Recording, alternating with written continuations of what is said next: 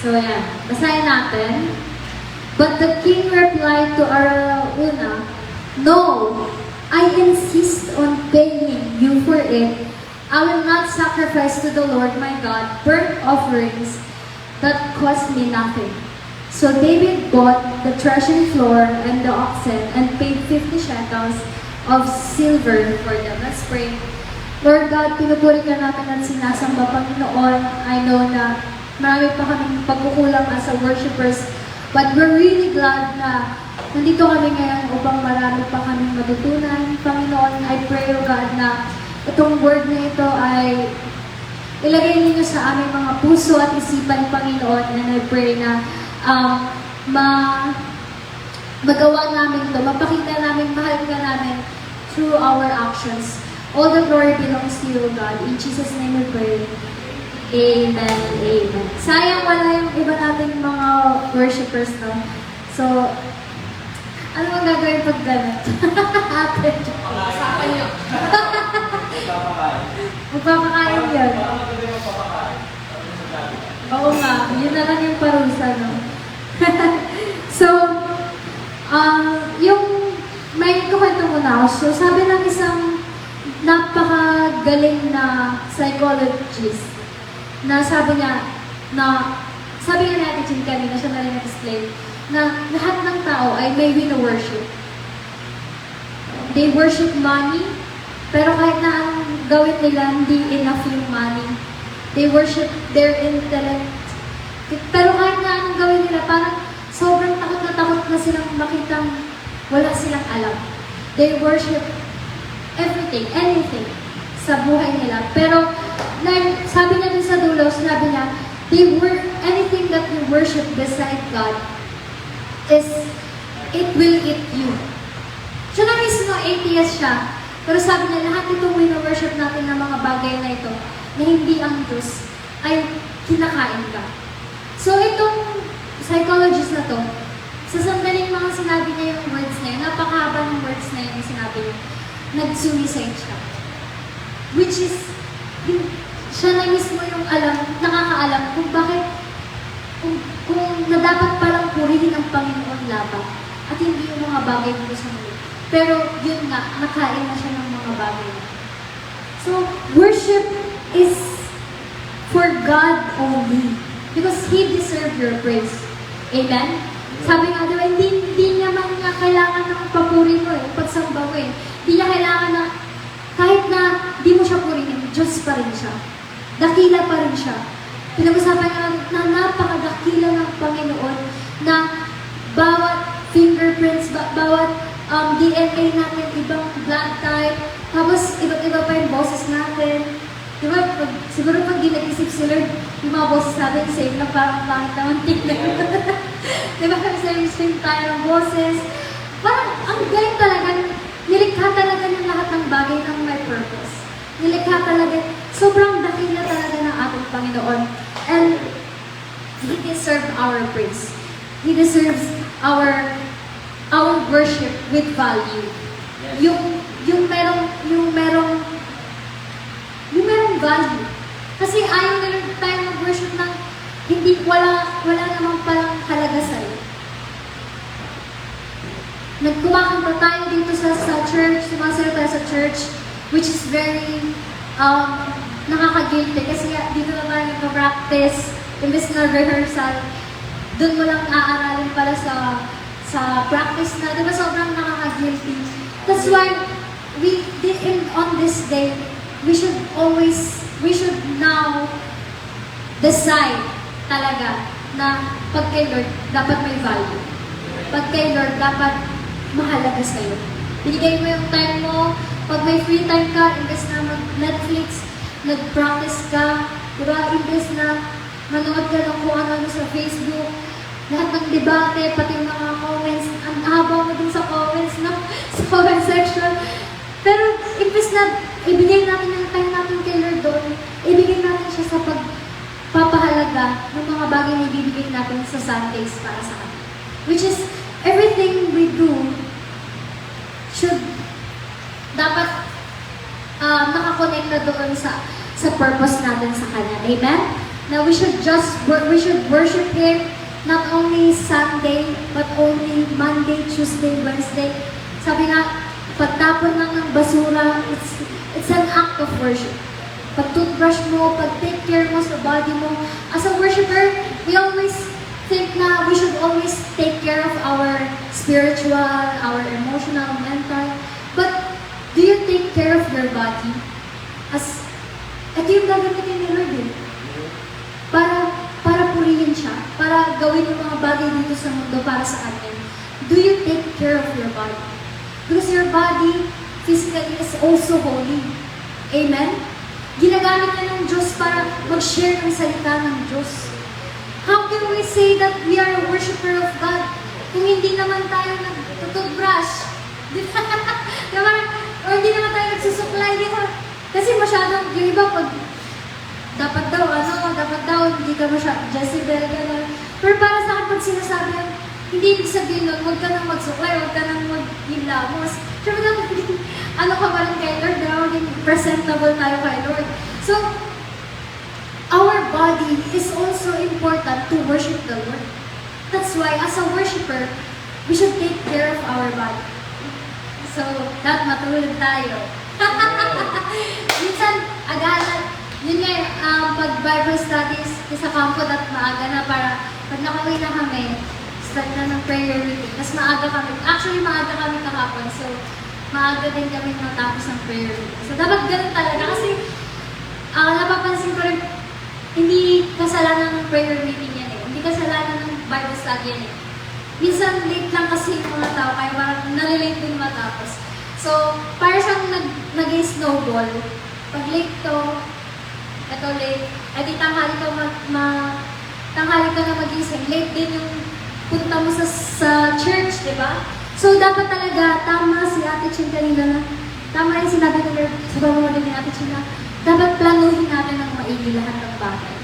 Dapat talaga ay maging organized tayo as a worshiper. And as a worshiper, whatever we do is we do it for the Lord. Sabi niya, commit everything you do for the Lord and He will help you. Amen? Hindi na siya about sa'yo at all. It's all about God. Bakit? Kasi hindi naman ko yung bida eh. Hindi ka nandito para, galing ko sumayaw, yes! Di ba? Hindi ko yung tinitignan, si Lord yung tinitignan kapag ginagawa mo yung bagay na yun. Amen? That's why, as a worshiper, tama talaga yung na we should worship in truth. Not just by our emotions. Not just by our mind. Minsan, as a worship leader, ang karamihang pagkakamali ng mga worship kapag bago pa lang, yung kinokontrol yung crowd, huy! Umakto ka naman! Ano ba? Ganyan pa talaga kayo mag-worship? Pero, na-I-understand that kasi nung bago lang ako, ganun din ako. Lumot kayo! Grabe talaga. Diba may mga, script tayo as a worship leader na pinipilit mo yung tao. Diba? Pero kapag nandun ka na sa Panginoon, kapag mayroon ka ng devotion kay Lord mismo, kasi as a worship leader, as a dancer, as a musician, dapat meron kang personal relationship kay Lord nang hindi sa church lang. Kasi hindi mo siya maka-worship dito kapag sa bahay mo, hindi mo siya ma-worship. Mismo. Parang dito, parang ka lang nag-a-acting. Parang ka lang, ginagawa mo lang ito, parang wala lang. Kasi kailangan mo siyang i-worship in secret as well. Yes. Para mas malabas mo siya. Kapag nandito ka na, ready na yung spirit mo. Mag-worship mo na siya ng maigi. Pero alam mo, kapag nagawa mo yon, kapag nagkaroon ka ng sarili mong devotion, 5 a.m., gumising ka, Lord, meet up tayo 5 a.m., tapos nag-devotion ka, nag-worship ka kay Lord, every day, gano'n, every night. Alam mo, pag nandito ka na, isang hallelujah mo palang, parang nanginginig na yung mga tao. Parang, hindi mo na sila kailangan pilitin. Kasi ikaw na, si Lord na mismo, yung nagtatrabaho para sa'yo. Hindi mo na kailangan pilitin yung mga tao. Yes. Kasi yung power ni Lord yung nakikita nila, hindi sa'yo. Yes. leader, it's not about what you can do, it's about what God can do. That's why, do your part as a worshiper. And palakpakan natin ang ating Panginoon. Diba? That's why, masarap suotin yung t-shirt natin, diba? Guitarist, music director, dancer. Pero kaya mo bang suotin yung responsibilidad na naka-outfit dito? Kaya mo bang suotin yung vocalist ako? Yes, ang sarap tingnan, di ba? Ang sarap, ang cool tingnan, di ba? Pero yung responsibilidad na yun, malaking responsibilidad yun. Dapat on time. Dapat may devotion ka sa sarili. Dapat nagpa-practice ka. Dapat lahat ng bagay na yun ginagawa mo kasi na commitment mo yun sa Panginoon. It's not just about the title. It's so amazing na meron kang title. Pero yung responsibilidad na yun, naaako mo ba? Amen? That's why it's a big accountability talaga sa Panginoon. Hindi tayo basta-basta worshipers lang. Hindi basta-basta tatayo tayo dito na every Sunday tumatayo ka at wala lang.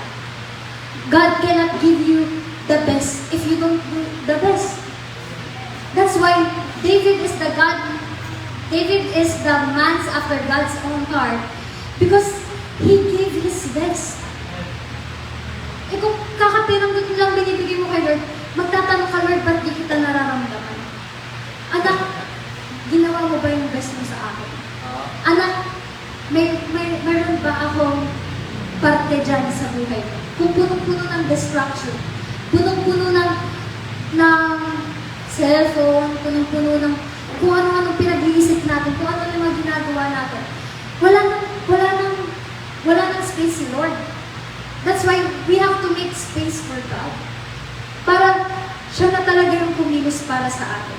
Na pag nagkaroon ng space si Lord, nawawala yung distraction at mas makakapag-focus tayo. Isa sa worshipers camp na attendant ko, sabi niya, isang tip talaga na kailangan talaga natin mag-practice palagi. Kasi, which is, ang FBM sadly ay mga singers, mga hindi kabisado yung lyrics. Di ba? Di ba pag di kabisado yung lyrics? Basta katono na lang, wala na yung ano, no? Wala na yung lyrics. Pero alam mo nang dahil doon, nag-feel na lang bago yung tao, no? Diba? Nakaka-distract siya. Pero dahil nag-practice ka na sa bahay, you don't have to think about technical things. You only have to think yung worship na kasi kabisado mo na eh. Gamay mo na eh. So, yun yung natutunan ko na pag ginamay mo na siya technically, doon ka na, pag nandito ka na, spiritually, kaya mo na. Kahit na anong gawin mo kasi kabisado mo na eh. Diba, as a musicians, hindi lang singers, as a musicians, hindi kayong nagtutunuhan pa kayo, diba, parang G! Malagay pa ng mga congregation. Nagsisigawan pa, diba? Diba, nakakaya kay Lord talaga. So, we really need this. Amen? Sinong nakakaalam na kailangan talaga natin ito? Worshipers talaga. Amen? Palakpakan na sila. And I really want the Bible verse. Can you search it? Like, sinabi ni David na, bless the Lord, O my soul. Actually, marami yan sa Psalms. 10,000.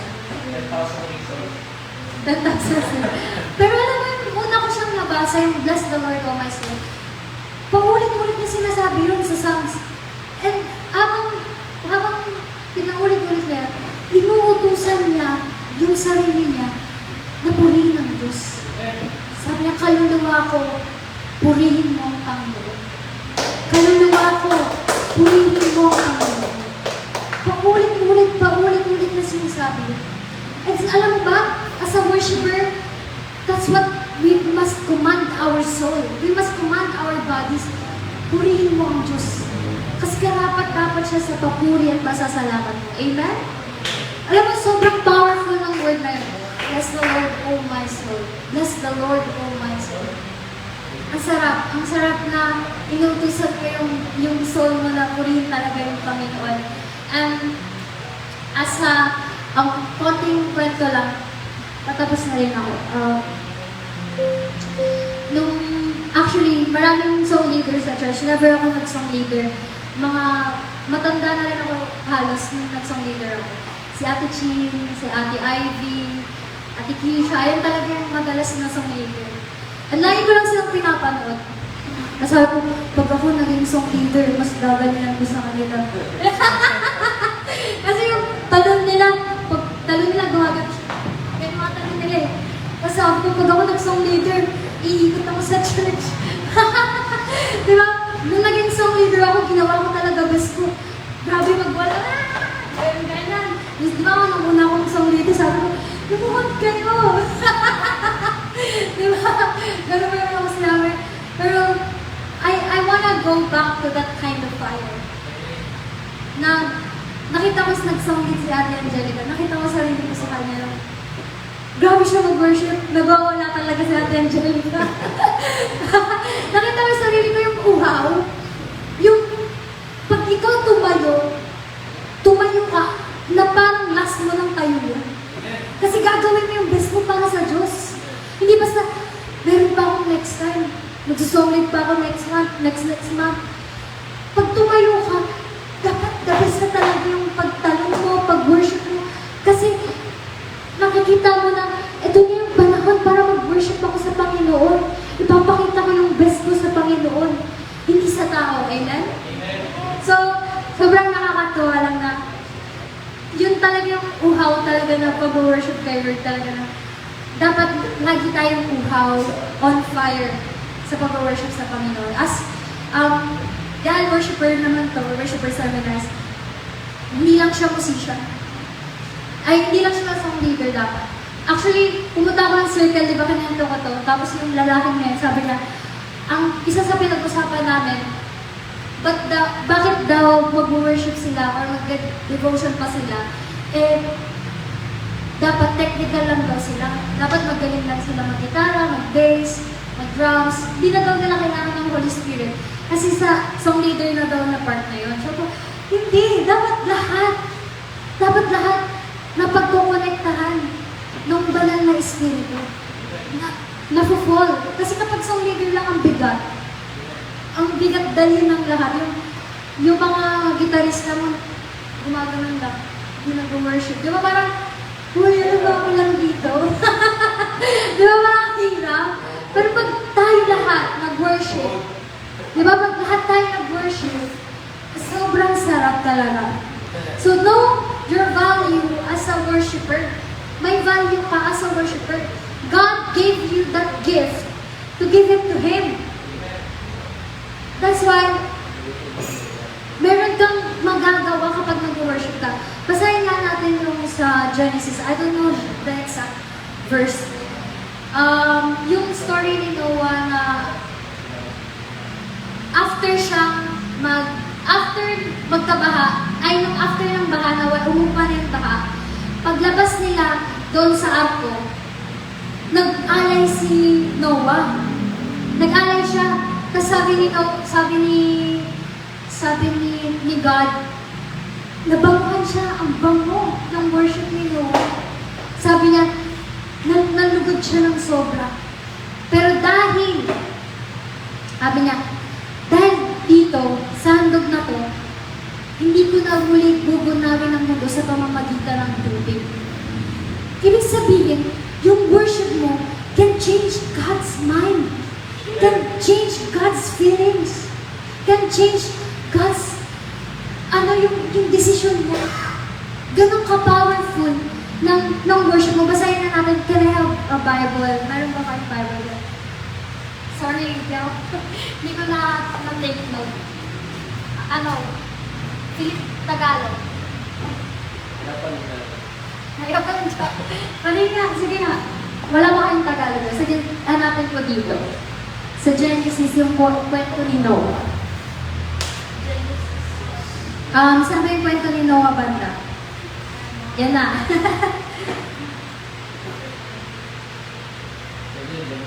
Ayun! Genesis 8.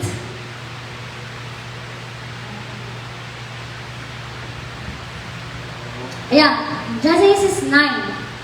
God blessed Noah and his sons. Ito, Genesis 8:20 to 22. Genesis 8:20 to 22. Noah built an altar to the Lord. He took one of each kind of ritually clean animal and bird and burnt them whole as a sacrifice on the altar. The odor of the sacrifice pleased the Lord. Kapag nag-worship ka pa kay Lord, meron kang odor na ibinibigay sa Kanya. Pagkain niya yun, actually, may nakita akong verse na yung worship daw natin, pagkain niya. Hindi ko nakalimutan ko lang kung saan ko nabasa yun.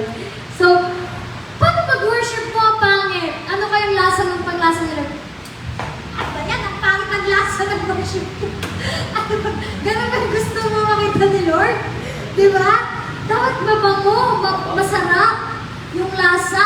Sabi niya nga, be the salt and light. Alam mo yung salt, may lasa dapat yung ginagawa mo para sa Diyos. Amen? Amen. The odor of the sacrifice pleased the Lord, and he said to himself, never again will I put the earth under a curse because of what people do. I know that from the time they are young, their thoughts are evil. Never again I will destroy all living beings as I have done this time.